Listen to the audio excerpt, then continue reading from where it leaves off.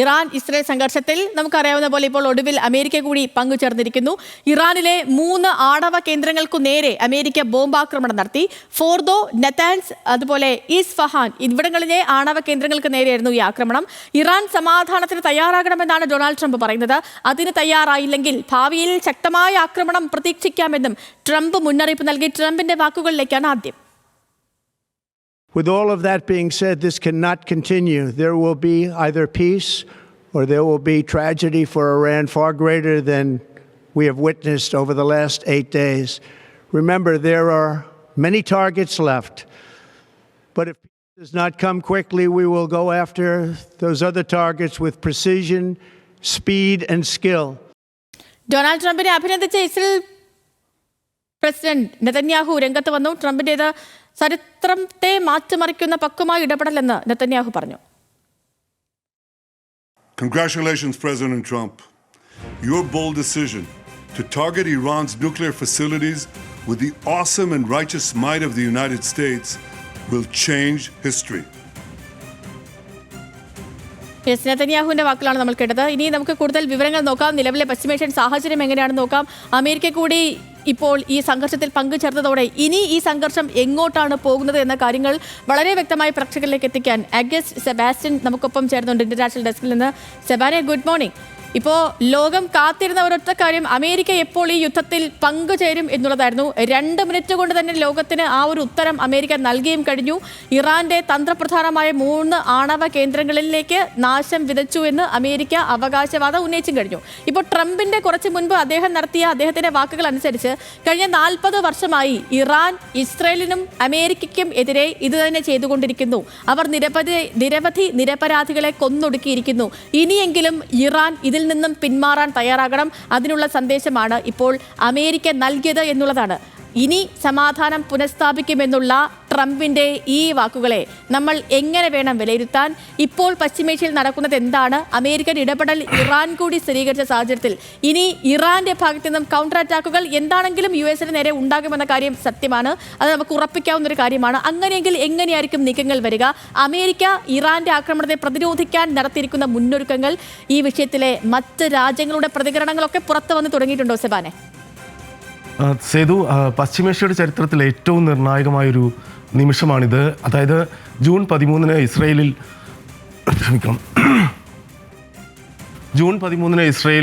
ഇസ്രയേലിൻ്റെ നടപടി ഇറാനിൽ ആരംഭിച്ചതിന് ശേഷം അത് എല്ലാവരും ചോദിച്ചിരുന്ന ഏറ്റവും പ്രധാനപ്പെട്ട ചോദ്യം എപ്പോഴാണ് US ഇതിൽ എത്തുക എന്നത്. കാരണം അവരുടെ യുദ്ധലക്ഷ്യങ്ങളിൽ ഏറ്റവും പ്രധാനപ്പെട്ടത് പ്രഖ്യാപിത ലക്ഷ്യങ്ങൾ, അതിൽ ഒന്നാമത്തേതാണ് ഇറാൻ്റെ ആണവ ഫെസിലിറ്റികൾ തകർക്കുക എന്നത്. നമുക്കറിയാം, ഇറാനെ സംബന്ധിച്ചിടത്തോളം അന്താരാഷ്ട്ര ആണവോർജ്ജ ഏജൻസിയുടേതടക്കമായി വന്നിട്ടുള്ള അവരുടെ ആശങ്ക പ്രകടിപ്പിച്ചിട്ടുള്ള റിപ്പോർട്ടുകൾ, IAEA ഗവർണേഴ്സ് ബോർഡിൻ്റെ യോഗത്തിൽ വന്നിട്ടുള്ള പ്രമേയം, ഇതിലൊക്കെ തന്നെയും ഇറാൻ ഒരു വെപ്പൺ ഗ്രേഡ് യുറേനിയം സമ്പുഷ്ടീകരണത്തിലേക്ക് അടുക്കുന്നു. അത് ആശങ്കാജനകമാണ് എന്ന നിലയ്ക്കുള്ള വിലയിരുത്തലിൻ്റെ തൊട്ടു പിന്നാലെയാണ് ഇസ്രായേൽ ഓപ്പറേഷൻ റൈസിംഗ് ലൈൻ പ്രഖ്യാപിക്കുകയും ഇറാനിലേക്ക് ആക്രമണം നടത്തുകയും ചെയ്തത്. അതിൻ്റെ ഒന്നാമത്തെ ലക്ഷ്യം എന്നത് ഇറാൻ്റെ ആണവ കേന്ദ്രങ്ങൾ തകർക്കുക. അത് ഇസ്രയേലിൻ്റെ നിലനിൽപ്പിന് ഭീഷണിയാണ് എന്ന്, അത് US നിലനിൽപ്പിന് ഭീഷണിയാണ് എന്ന വാദമുയർത്തിക്കൊണ്ടുള്ള ആക്രമണമാണ് ഇസ്രയേൽ ആരംഭിച്ചത്. എന്നാൽ ആദ്യഘട്ടങ്ങളിൽ നതാൻസ് അടക്കമുള്ള ആണവ കേന്ദ്രങ്ങളിലൊക്കെ തന്നെയും ഇസ്രയേലിന് കാര്യമായ ആക്രമണം, അതിൻ്റെ പ്രവർത്തനം തകരാറിലാക്കുന്ന രീതിയിലുള്ള ആക്രമണം നടത്താൻ ഇസ്രയേലിന് സാധിച്ചു. എങ്കിലും അതിൽ ഏറ്റവും സങ്കീർണവും ഇസ്രയേലിനെ സംബന്ധിച്ചിടത്തോളം ഒരു കീറാമുട്ടിയും പ്രതിസന്ധിയുമായും നിന്നിരുന്നത് ഖോം നഗരത്തിനടുത്തുള്ള ഫോർദോയിലുള്ള ആണവ കേന്ദ്രമാണ്. അതിൻ്റെ ജിയോഗ്രാഫിക്കലായിട്ടുള്ള പ്രത്യേകത, അതിൻ്റെ കിടപ്പ്, അതിൻ്റെ ലൊക്കേഷൻ പ്രത്യേകതയൊക്കെ തന്നെയുമാണ് അതിനെ ഏറ്റവും ഇസ്രയേലിന് പോലും അതിനെ തകർക്കാൻ കഴിയാത്ത രീതിയിലുള്ളൊരു സംവിധാനമായി നിലനിർത്തിയിരുന്നത്. കാരണം അത് ഒരു പർവ്വതത്തിലാണ് നിർമ്മിക്കപ്പെട്ടിട്ടുള്ളത്. വലിയ ഭൂഗർഭാന്തര സങ്കീർണമായ നിലയിലേക്കുള്ള ഒരു സ്ട്രക്ചറാണ് അതിൻ്റേത്. ഒരു നിലയ്ക്കും അതിനെ സാധാരണ ബോംബിംഗ് കൊണ്ട് തകർക്കാനാവില്ല. അപ്പോൾ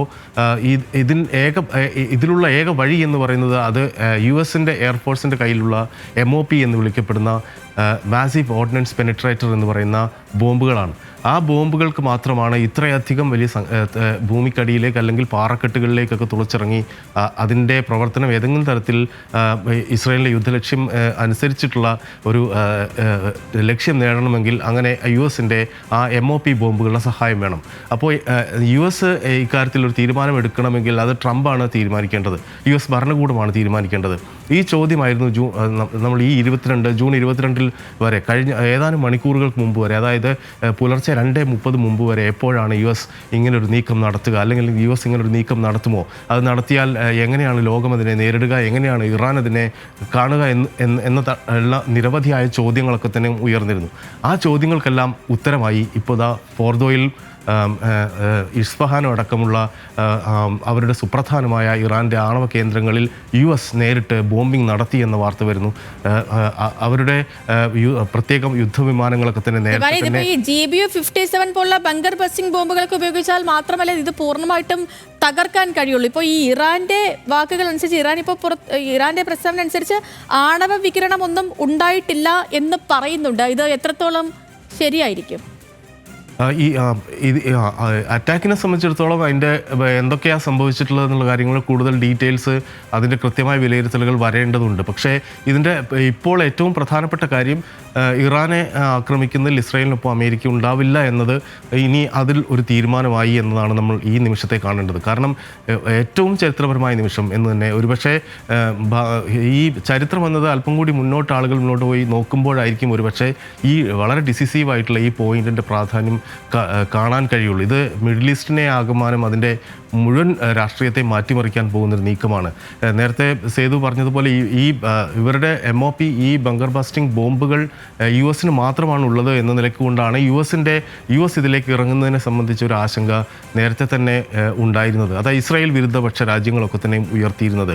അതിനായിട്ടുള്ള ഒരു നയതന്ത്ര നീക്കങ്ങളൊക്കെ തന്നെയും അല്ലെങ്കിൽ അന്താരാഷ്ട്ര ഒരു റെട്ടറിക്, ഒരു ഡിപ്ലോമാറ്റിക് റെട്ടറിക്കിൽ അതിനെ കൊണ്ടുവരുന്നതാണ് കഴിഞ്ഞ ദിവസം നമ്മൾ കണ്ടത്. എന്തുകൊണ്ട് അമേരിക്ക ഇടപെടുന്നത്? അമേരിക്കയിലടക്കം പ്രതിഷേധമുണ്ട്, അമേരിക്കയിൽ പ്രതിസന്ധി ഉണ്ട് എന്ന്, അല്ലെങ്കിൽ ഈ ഒരു യുദ്ധം ഇസ്രായേലിൻ്റെത് മാത്രമാണ്, ഇറാനും അത് പൂർണ്ണമായൊരു അധിനിവേശമാണ്, അന്താരാഷ്ട്ര നിയമങ്ങളുടെ ലംഘനമാണ് തുടങ്ങിയ നിരവധിയായ വാദങ്ങൾ നാം കാണുന്നുണ്ടായിരുന്നു. പക്ഷേ ഒടുവിൽ US പ്രസിഡന്റ് ഡൊണാൾഡ് ട്രംപിൻ്റെ വാക്കുകൾ ശ്രദ്ധിച്ചാൽ നമുക്ക് മനസ്സിലാകും ഇത് സംബന്ധിച്ച്. 40 വർഷം ഡെത്ത് ടു അമേരിക്ക എന്ന് വിളിച്ച ഒരു രാജ്യം, 40 വർഷം ഡെത്ത് ടു ഇസ്രായേൽ എന്ന് പാർലമെൻറ്റിൽ മുദ്രാവാക്യം വിളിച്ച ഒരു രാജ്യം, ഞങ്ങളുടെ നിരവധിയായ ആളുകളെ റോഡുകളിലും മറ്റും ബോംബ് വെച്ച് കൊന്ന ആളുകളുടെ രാജ്യം, ഭരണകൂടമുള്ള രാജ്യം, ഇങ്ങനെയുള്ള ഓരോന്നും എടുത്തു പറഞ്ഞിട്ടുള്ള പ്രസംഗമാണ് ഇപ്പോൾ ട്രംപ് നടത്തിയത്. ട്രംപിൻ്റെ പ്രസംഗത്തിൻ്റെ പൂർണ്ണരൂപമൊക്കെ തന്നെ മാധ്യമങ്ങൾ പ്രസിദ്ധീകരിക്കുന്നുണ്ട്. അപ്പോൾ ഇത് സംബന്ധിച്ച് നേരത്തെ ട്രംപ് പറഞ്ഞത് ഞാൻ ചിലപ്പോൾ ആക്രമിച്ചേക്കാം, ചിലപ്പോൾ ആക്രമിച്ചേക്കാതിരിക്കാം എന്ന തരത്തിലുള്ള വളരെ കൺഫ്യൂസിംഗ് ആയിട്ടുള്ള കാര്യങ്ങളാണ് മാധ്യമങ്ങളോട് പറഞ്ഞിരുന്നതെങ്കിലും ഇപ്പോൾ ആ തീരുമാനമുണ്ടായിരിക്കുന്നു. ഇനി ഇപ്പോൾ എല്ലാ മാധ്യമങ്ങളിലും ചർച്ച എന്ന് പറയുന്നത് ഏത് നിലക്കായിരിക്കും ഇതിനെ ഇറാൻ ഭരണകൂടം കൈകാര്യം ചെയ്യുക, അല്ലെങ്കിൽ ഏതെങ്കിലും തരത്തിലുള്ള ഒരു ഇതിലിപ്പം ഈ ഇറാനെ ആക്രമിക്കുക എന്നൊരു തീരുമാനത്തിലേക്ക് എത്താൻ ട്രംപിന് മാത്രമേ നിലവിൽ സാധിക്കുകയുള്ളൂ. അതാണ് ചെയ്തിരിക്കുന്നതും. ഇനി ഇറാന്റെ ഒരു കൗണ്ടർ അറ്റാക്ക് ഉണ്ടായില്ലെങ്കിൽ കുറച്ച് സമാധാനം പ്രതീക്ഷിക്കാം, അതല്ലെങ്കിൽ ലോകത്തിന് മുഴുവൻ ഒരു സമാധാനക്കേടും. അങ്ങനെയാണോ കാര്യങ്ങൾ?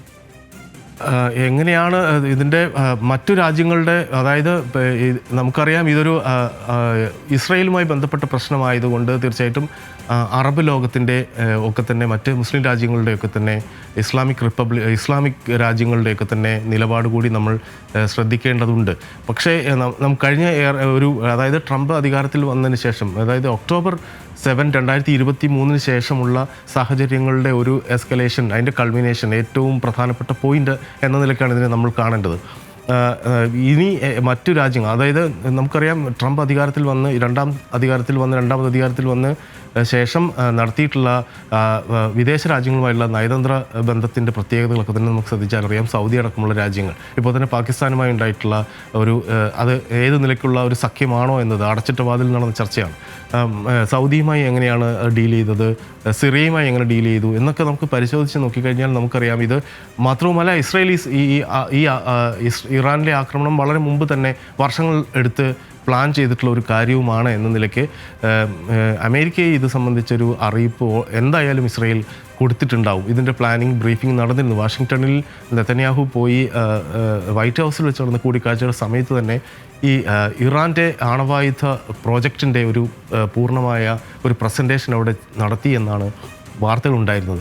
ഈ സാഹചര്യങ്ങളാകെ തന്നെ പരിഗണിച്ചാൽ ഇറാൻ്റെ അലയായി വരാൻ സാധ്യതയുള്ള അല്ലെങ്കിൽ ഈ സംഘർഷത്തിൽ പങ്കാളികളാവാൻ സാധ്യതയുള്ള രാജ്യങ്ങളെയൊക്കെ തന്നെ നേരത്തെ തന്നെ ഡീൽ ചെയ്തു എന്ന നിലയ്ക്ക് നമുക്കിനെ കാണേണ്ടി വരും.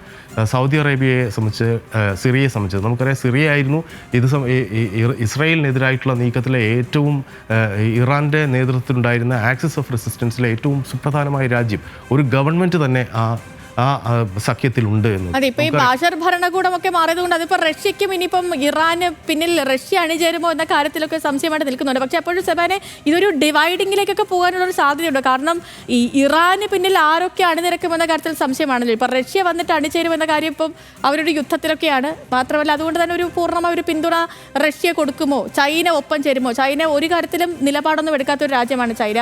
ഇപ്പോൾ പാകിസ്ഥാൻ ഇന്ത്യയിലേക്ക് ആക്രമണം നടത്തിയ സമയത്ത് പോലും പാകിസ്ഥാൻ ഉപയോഗിച്ച പല ആയുധങ്ങളും ചൈനയുടേതായിരുന്നു. പക്ഷെ അപ്പോഴും ചൈന പറഞ്ഞത് ഞങ്ങൾ ആരെയും സഹായിച്ചിട്ടില്ല, ഞങ്ങൾ ഈ യുദ്ധത്തിലോ അല്ലെങ്കിൽ സംഘർഷ സാഹചര്യങ്ങളിലോ ഒന്നും ഞങ്ങൾ ഇടപെടുന്നില്ല എന്നാണ്. അത് തന്നെയാണ് എല്ലാ കാര്യങ്ങളിലും ചൈന സ്വീകരിക്കുന്നത്. അപ്പോൾ അങ്ങനെയെങ്കിൽ ഈ ഇറാന് പിന്നിൽ ആരും അണിനിരക്കാതിരുന്നാൽ മറ്റേ വശത്തൊരു അലൈ ഉണ്ടാകാനുള്ള ഒരു സാധ്യതയുണ്ടോ? അങ്ങനെ ഒരു ഡിവൈഡിങ്ങിലേക്കൊക്കെ പോകുമോ ഈ നിലവിലെ ഒരു സാഹചര്യം? സേതു, വളരെ പ്രധാനപ്പെട്ട ചോദ്യമാണ് അത്.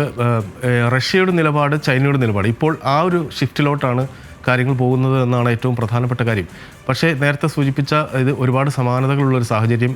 അതായത് ഇപ്പോൾ ഇന്ത്യ പാക് സംഘർഷ സമയത്ത് ചൈന എന്ത് നിലപാട് സ്വീകരിക്കുമെന്നാണ് ഈ അടുത്ത കാലത്തുണ്ടായിട്ട് പെഹൽഗാം ആക്രമണത്തിന് പിന്നാലെ ഉണ്ടായിട്ടുള്ള സംഘർഷത്തിൽ ഒക്കെ തന്നെ ഉയർന്നു കേട്ട ഏറ്റവും പ്രധാനപ്പെട്ട ചോദ്യം. അവരുപയോഗിച്ചിട്ടുള്ള യുദ്ധവിമാനങ്ങൾ ഇന്ത്യയുടെ യുദ്ധവിമാനങ്ങളെക്കാൾ അല്ലെങ്കിൽ ഫ്രാൻസിൽ നിന്ന് വാങ്ങിയിട്ടുള്ള റഫേൽ അടക്കമുള്ള യുദ്ധവിമാനങ്ങളോട് കൂടുതൽ കരുത്ത് കാട്ടിയോ എന്നടക്കമുള്ള ചോദ്യങ്ങൾ അന്താരാഷ്ട്ര തലത്തിൽ ഉയർന്നതാണ്.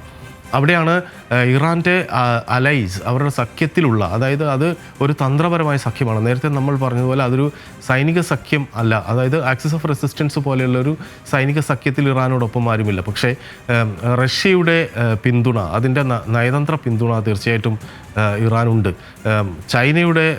ചൈനയ്ക്ക് വ്യവസായ താല്പര്യങ്ങൾ ഉള്ളത് കൊണ്ട് തന്നെ അമേരിക്കയുടെ എതിർചേരിയിലായതുകൊണ്ടും വളരെ അതിൻ്റെ സാമ്പത്തികാവസ്ഥയെ പ്രത്യേകതകളൊക്കെ പരിഗണിച്ചാൽ ഓയിൽ റിച്ച് ആയിട്ടുള്ള ഒരു രാജ്യം, നാച്ചുറൽ ഗ്യാസ് റിച്ച് ആയിട്ടുള്ള ഒരു രാജ്യം എന്ന നിലയ്ക്ക് തന്നെ ഇറാനെ സംബന്ധിച്ചിടത്തോളം അവർ വലിയൊരു പ്രധാനപ്പെട്ട ഒരു കക്ഷിയായി തന്നെയാണ് റഷ്യയും ചൈനയും പരിഗണിക്കുന്നത് എന്നത് യാഥാർത്ഥ്യമാണ്. പക്ഷേ നയതന്ത്ര തലത്തിലല്ലാതെ ഏതെങ്കിലും തരത്തിലുള്ളൊരു ആംഡ് കോൺഫ്ലിക്റ്റിലേക്ക് ഏതെങ്കിലും തരത്തിൽ നേരിട്ട് റഷ്യയും ചൈനയും വരുമോ എന്ന കാര്യത്തിൽ സംശയമാണ്. നമുക്കത് കാത്തിരുന്ന് കാണേണ്ട കാര്യം. ഓക്കെ സെബാന, അങ്ങനെ തന്നെയാണ്. അപ്പോൾ നമുക്കിനി നോക്കാം. ഇപ്പോൾ അമേരിക്ക ഇതിൽ ഇടപെട്ടിട്ടുണ്ട്, അമേരിക്ക ഈ യുദ്ധത്തിൻ്റെ ഭാഗമായിട്ടുണ്ട്. ഇനി മറ്റ് രാജ്യങ്ങളുടെയൊക്കെ ഒരു നിലപാട്, മുന്നോട്ട് പോക്ക്, UN-ന്റെ പ്രതികരണമൊക്കെ വരാനുണ്ട്. അപ്പോൾ അങ്ങനെ നോക്കാം എങ്ങനെയായിരിക്കും ഈ ഒരു സംഘർഷം പോകുന്നത് എന്ന് നമുക്ക്